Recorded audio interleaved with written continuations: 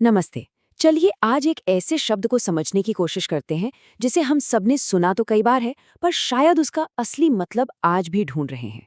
और वो शब्द है धर्म। और नहीं, यहाँ बात सिर्फ मजहब या रिलीजन की नहीं हो रही है। धर्म का कॉन्सेप्ट इससे कहीं ज्यादा गहरा और पर्सनल है। तो चलिए आज इसी में जरा गहराई से उतरते हैं। संस्कृत में एक बहुत मशहूर कहावत है जो धर्म की नींव है, ध्रियते इति धर्मः। इसका सीधा सा मतलब है जिसे धारण किया जाता है वही धर्म है। मतलब ये किसी भारी रूल बुक की बात नहीं कर रहा, बल्कि उन अंदरूनी प्रिंसिपल्स की बात कर रहा है जो समाज को और हम सबको एक साथ थामे हुए हैं। तो ये सब तो ठीक है, पर असल सवाल तो ये है कि ये इतना बड़ा आइडिया हमारी रोज की जिंदगी में, हमारे काम में, हमारी फैमिली में कहाँ फिट होता है। हमारी डेली लाइफ में इसका क्या मतलब है। बस आज यही पता लगाने की कोशिश करेंगे। तो आज का हमारा सफ़र कैसा रहेगा? सबसे पहले हम धर्म के ब्रॉडर मीनिंग को समझेंगे, फिर इसके जो मेन पहलू हैं उन पर एक नज़र डालेंगे।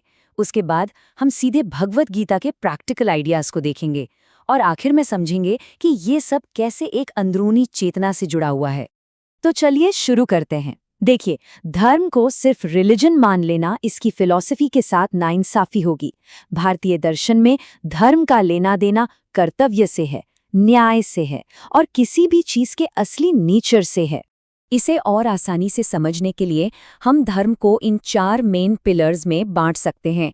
हमारा कर्तव्य, हमारा स्वभाव, सदाचार यानी सही आचरण और हमारा आध्यात्मिक रास्ता।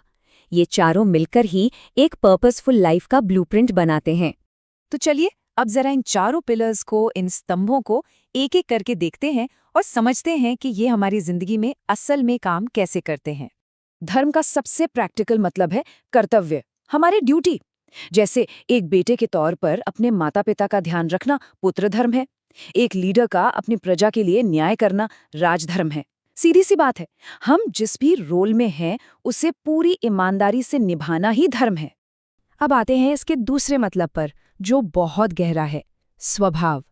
किसी भी चीज का जो बेसिक नेचर होता है वही उसका धर्म है। जैसे आग का धर्म क्या है? जलाना, रोशनी देना।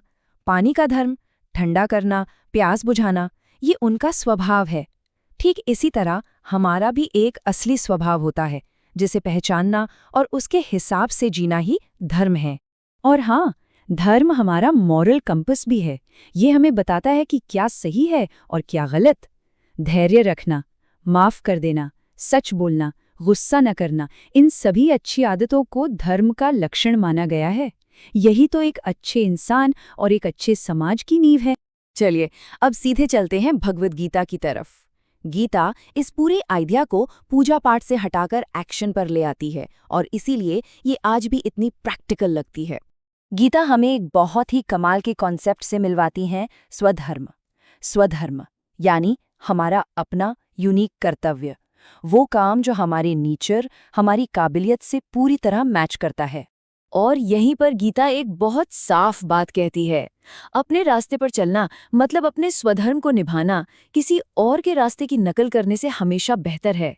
भले ही हम अपना काम परफेक्टली ना कर पाएं, दूसरों जैसा बनने की कोशिश में अक्सर डर और स्ट्रेस ही मिलता है।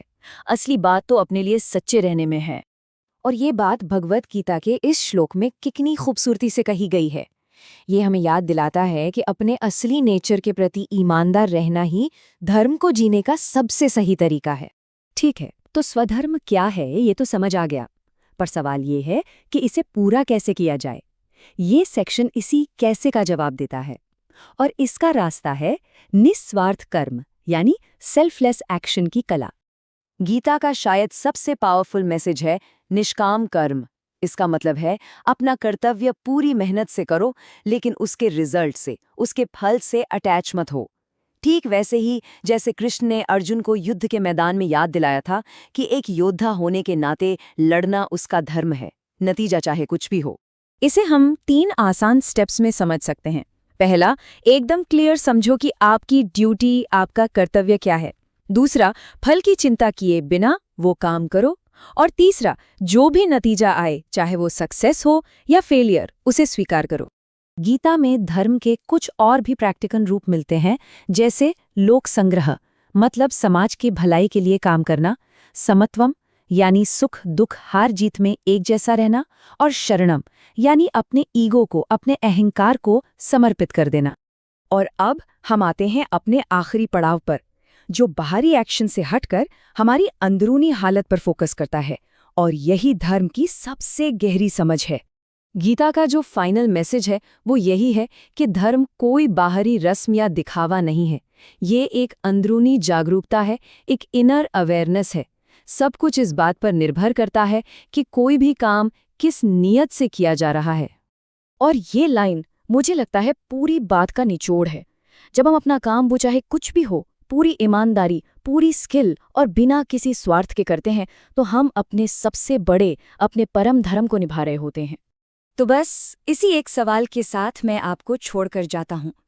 इस भाग-दौड़ भरी जिंदगी में हमारा असली कर्तव्य क्या है? हमारा स्वधर्म क्या है? शायद इस पर सोचना ही